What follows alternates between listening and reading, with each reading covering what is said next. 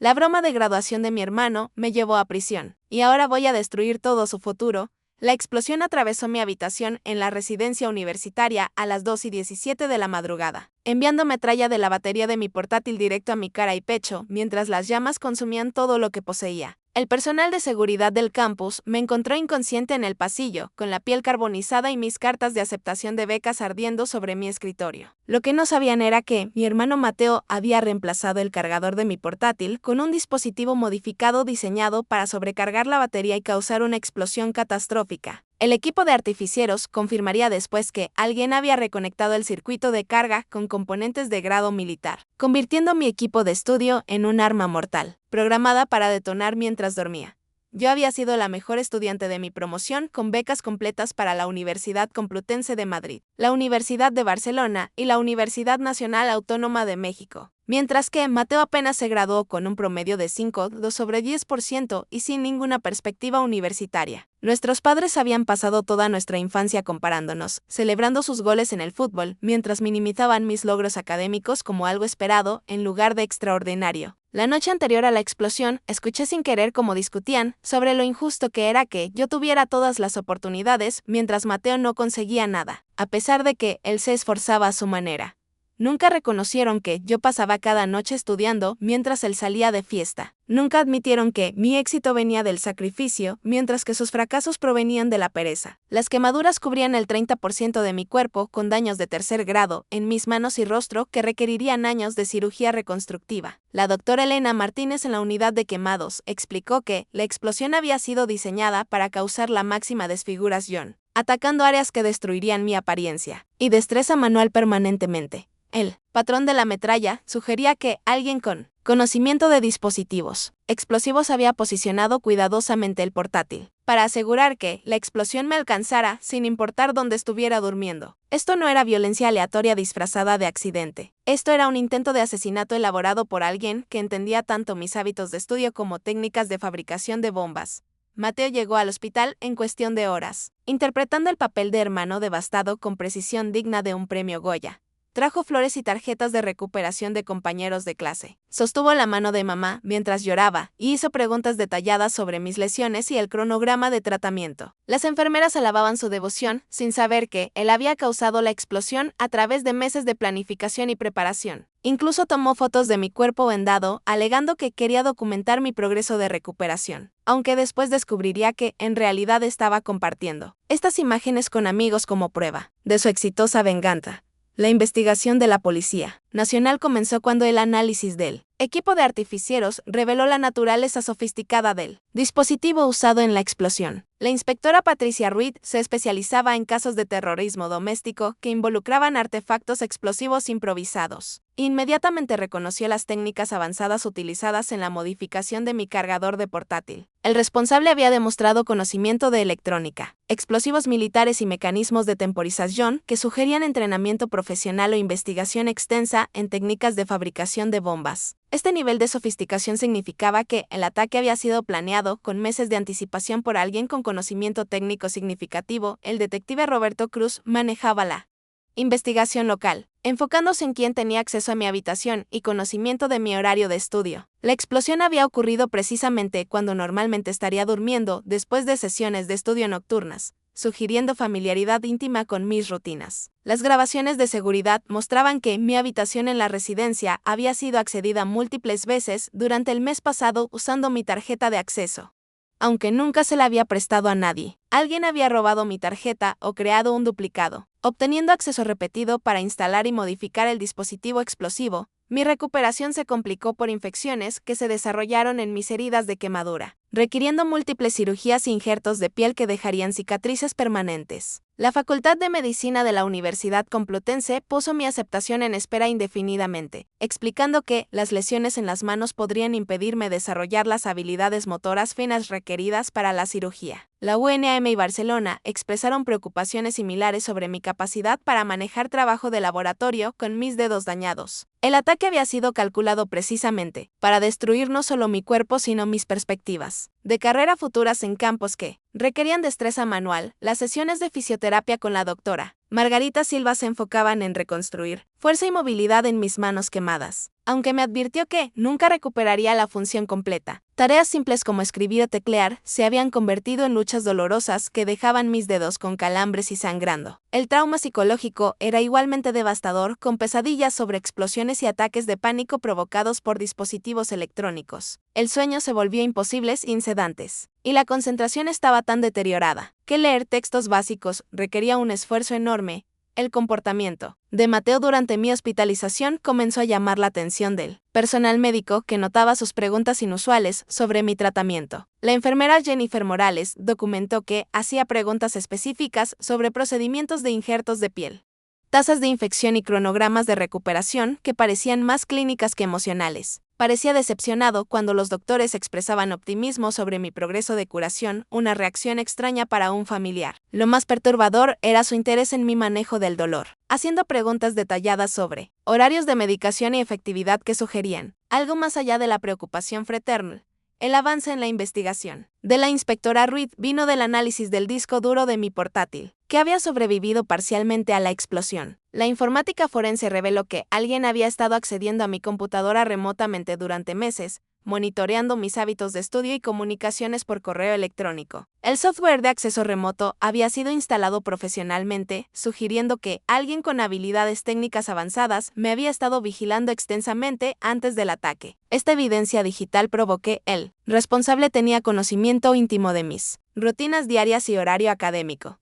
Los registros financieros revelaron que Mateo había estado comprando componentes electrónicos y suministros químicos usando efectivo para evitar crear rastros digitales. Las cámaras de seguridad de las tiendas lo capturaron comprando equipo de modificación de baterías en diferentes tiendas de electrónica en 3 provincias diferentes, cuidadosamente distribuyendo sus compras para evitar sospechas. La policía rastreó sus movimientos a través de registros de tarjetas de crédito y datos de teléfono celular, creando una línea de tiempo que mostraba meses de preparación para el ataque. Su historial de búsqueda en línea reveló investigación extensa sobre técnicas de fabricación de bombas, tratamiento de lesiones por quemaduras y políticas de admisión universitaria para estudiantes con discapacidades.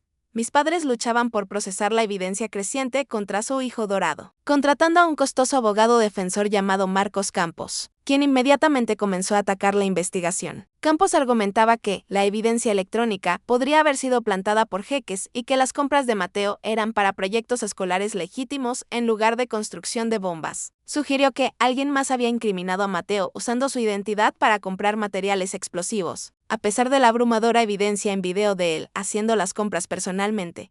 El arresto ocurrió en el trabajo de medio tiempo de Mateo en una tienda local de reparación de electrónica, donde se descubrió evidencia adicional en su espacio de trabajo. Los agentes de la Policía Nacional encontraron esquemas detallados para construcción de bombas de portátil, compuestos químicos usados en dispositivos explosivos, y fotografías de mi habitación en la residencia tomadas desde múltiples ángulos para planear la ubicación del ataque. Su empleador, impactado por el descubrimiento, reveló que Mateo había estado haciendo preguntas inusuales sobre química de baterías y modificaciones eléctricas que ahora tenían sentido a la luz de la evidencia del bombardeo.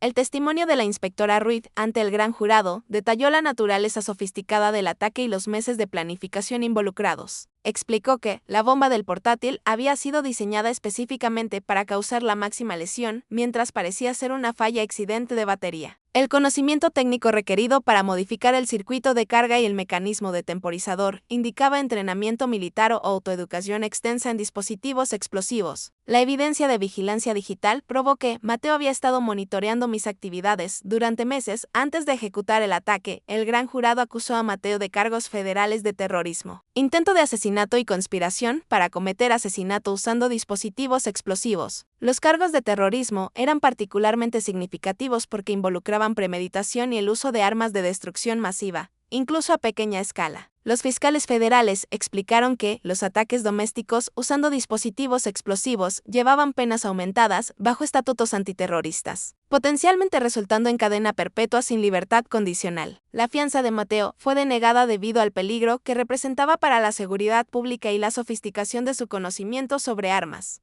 Mi demanda civil contra Mateo, su empleador que había proporcionado acceso a materiales para fabricación de bombas, y la universidad cuyas fallas de seguridad habían permitido el ataque, buscaba daños que excedían los 5 millones de euros. La abogada Laura Torres calculó que mi potencial de ganancias de por vida había sido permanentemente destruido por las lesiones y el trauma, requiriendo compensación por oportunidades perdidas en la Escuela de Medicina y caminos profesionales alternativos. La demanda también buscaba daños punitivos para enviar un mensaje sobre las consecuencias del terrorismo doméstico y la violencia familiar. La reacción de la comunidad fue intensa y dividida una vez que las noticias de los cargos se hicieron públicas. Los medios locales luchaban por reconciliar la imagen de un estudiante tranquilo y de bajo rendimiento con evidencia de que había construido dispositivos explosivos sofisticados para asesinar a su propia hermana. Los antiguos compañeros de clase de Mateo expresaban incredulidad, describiéndolo como alguien que nunca había mostrado interés en violencia o materias técnicas avanzadas. El contraste entre su persona pública y sus actividades secretas de fabricación de bombas creó un miedo generalizado sobre peligros ocultos en familias aparentemente normales.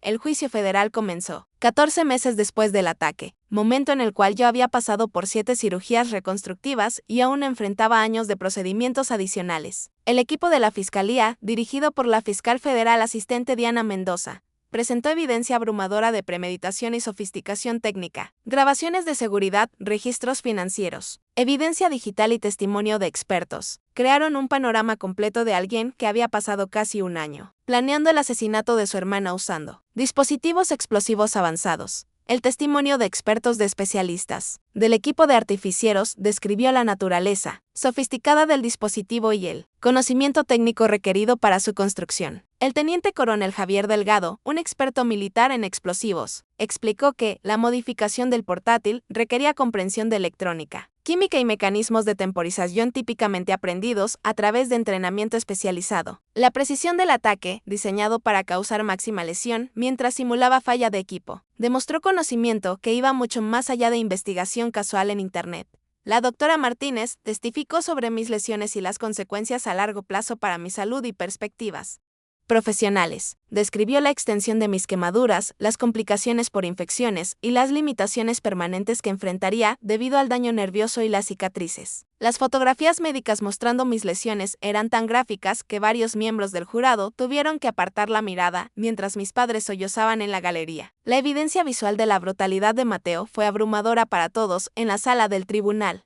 Mi testimonio duró 2 días completos, durante los cuales describí mi relación con Mateo, mis logros académicos y la noche de la explosión. Cuando me quité los guantes para mostrarle al jurado mis manos cicatrizadas y limitadas, el impacto emocional fue devastador. Expliqué cómo el ataque había destruido no solo mi cuerpo, sino mis sueños de convertirme en cirujana, obligándome a reconstruir toda mi vida en torno a discapacidades permanentes. El contraste entre mi testimonio calmado y mis lesiones visibles resaltó la magnitud de lo que mi hermano había hecho. La experta en informática forense, doctora Sara Jiménez, presentó evidencia de mi portátil y las actividades en línea de Mateo que probaron meses de vigilancia y planificación. Mostró al jurado cómo Mateo había monitoreado mi horario de estudio, accedido a mis cuentas de correo electrónico e investigado mis planes universitarios para maximizar el daño de su ataque. La evidencia digital incluía fotografías que había tomado de mi habitación para planear la colocación de la bomba y investigación sobre mis horarios de clase para asegurar que estaría presente durante la explosión. El equipo de defensa de Mateo intentó retratarlo como un joven problemático que había estado a la sombra de su exitosa hermana mayor durante toda su infancia. Testigos de carácter testificaron sobre sus dificultades de aprendizaje y la presión que sentía compitiendo con mis logros. Su abogado argumentó que cualquier investigación sobre fabricación de bombas era puramente teórica y que alguien más debió haber construido y plantado el dispositivo. La estrategia de defensa se basaba fuertemente en crear dudas razonables sobre sus habilidades técnicas y acceso a materiales explosivos.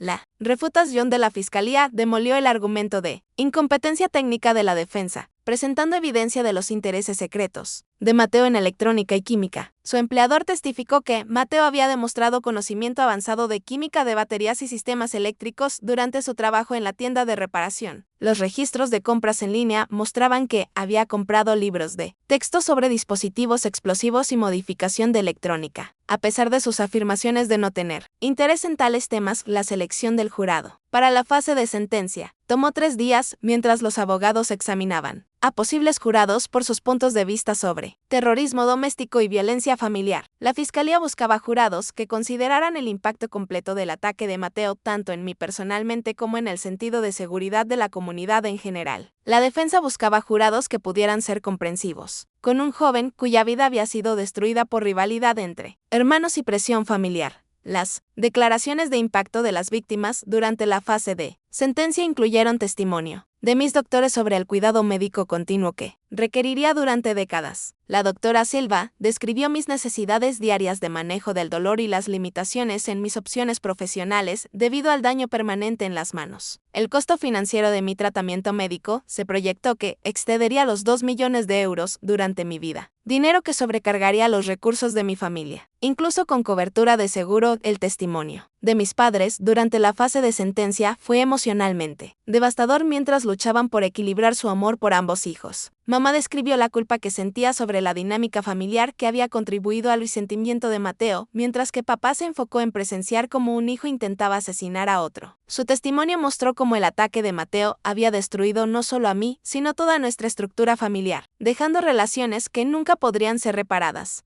La inspectora Ruiz presentó evidencia sobre las implicaciones más amplias de casos de terrorismo doméstico, explicando cómo los ataques basados en familia socavaban la seguridad pública al hacer que los hogares se sintieran inseguros. Describió los recursos requeridos para investigar ataques de bombardeo sofisticados y el precedente que sentencias indulgentes podrían establecer para futuros terroristas domésticos. La posición de la Policía Nacional era que tratar la violencia familiar de manera diferente a otro terrorismo enviaba el mensaje equivocado sobre la seriedad de los ataques explosivos.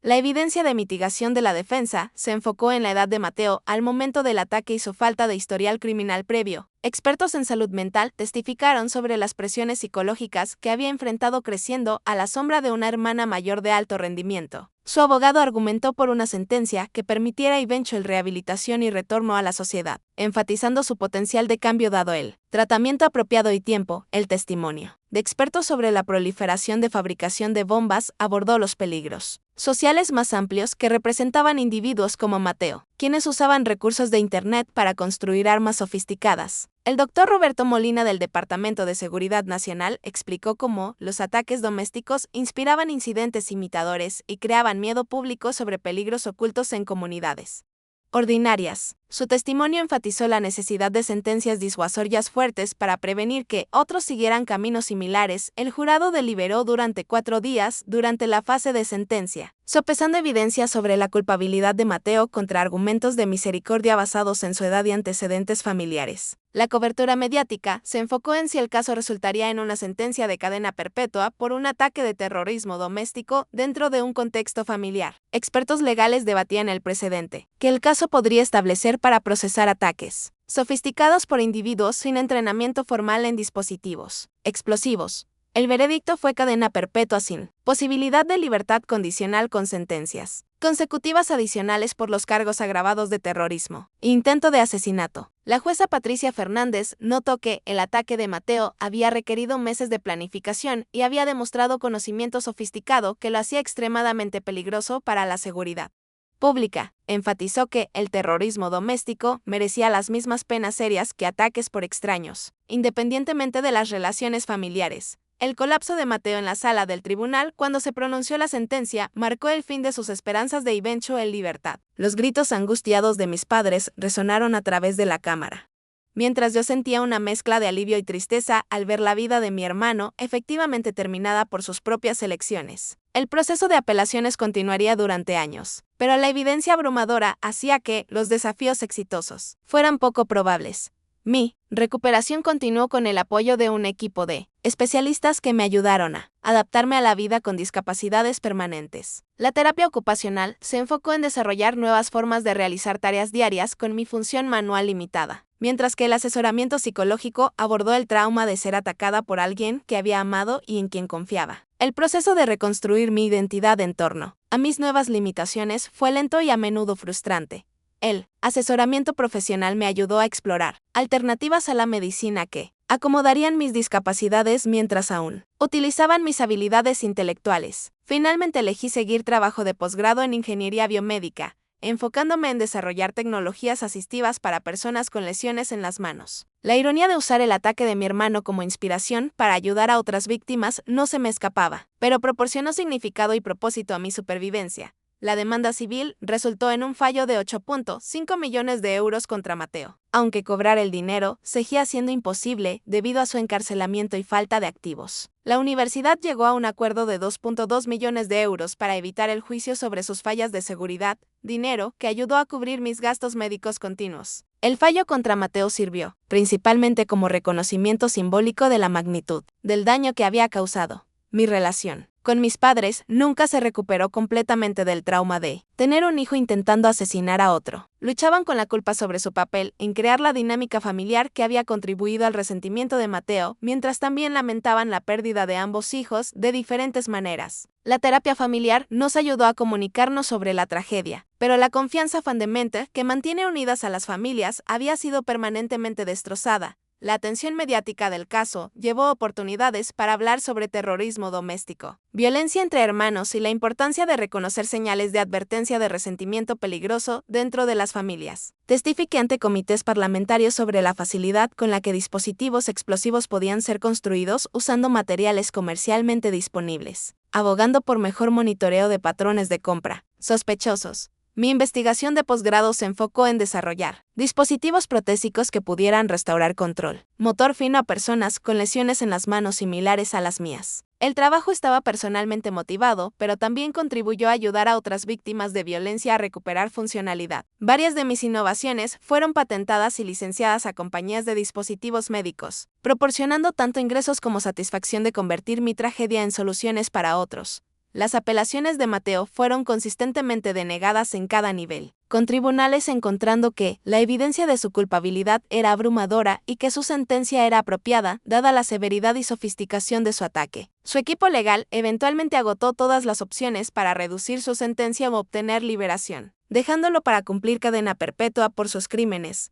La fundación que establecí para apoyar a víctimas de terrorismo doméstico proporcionaba asesoramiento, asistencia legal y recursos médicos a personas que habían sido atacadas por miembros de la familia. El trabajo dio significado a mi supervivencia y demostró que el intento de Mateo de destruir mi futuro había finalmente llevado a ayudar a otros enfrentando tragedias similares. El éxito de la fundación mostró que, incluso los ataques más devastadores podían ser transformados en impacto social positivo 15 años después del ataque. Me había establecido como una investigadora líder en tecnología médica asistiva, con mis innovaciones ayudando a miles de personas en todo el mundo a recuperar funcionalidad después de lesiones traumáticas. Mi matrimonio con un colega ingeniero que entendía los desafíos de la discapacidad proporcionó apoyo emocional y asociación tanto en esfuerzos personales como profesionales. Juntos, habíamos creado una vida que era significativa y exitosa a pesar de las limitaciones impuestas por el ataque de Mateo. Mateo permanecía en prisión federal. Sus solicitudes de clemencia consistentemente denegadas debido al peligro continuo que representaba y su falta de remordimiento genuino por el ataque. Los reportes penitenciarios indicaban que continuaba investigando dispositivos explosivos y había hecho declaraciones sugiriendo que me atacaría nuevamente si fuera liberado. Su peligrosidad continua validó la decisión original de sentenciarlo a cadena perpetua sin libertad condicional. La ironía definitiva fue que el intento de Mateo de destruir mi futuro, a través de la violencia en realidad, había llevado a logros que excedían mis planes originales. Mi trabajo en tecnología asistiva tenía impacto global, mi investigación había salvado vidas y mi defensa había mejorado los esfuerzos de prevención del terrorismo. Su ataque no solo había fallado en destruirme, sino que en realidad había catalizado un éxito más allá de lo que mi camino académico original podría haber logrado. Hoy sirvo en el Consejo del Instituto Nacional para la Prevención del Terrorismo mientras continúo mi investigación en dispositivos médicos para víctimas de trauma. La sentencia de cadena perpetua de Mateo continuó sin posibilidad de liberación, sus apelaciones agotadas y sus crímenes sirviendo como cuento de advertencia sobre cómo la rivalidad entre hermanos puede escalar a violencia mortal. A veces la mayor victoria sobre alguien que intenta destruirte es construir una vida tan impactante que su ataque se convierte en el catalizador para ayudar a otros en lugar de la limitación definitoria de la tuya propia.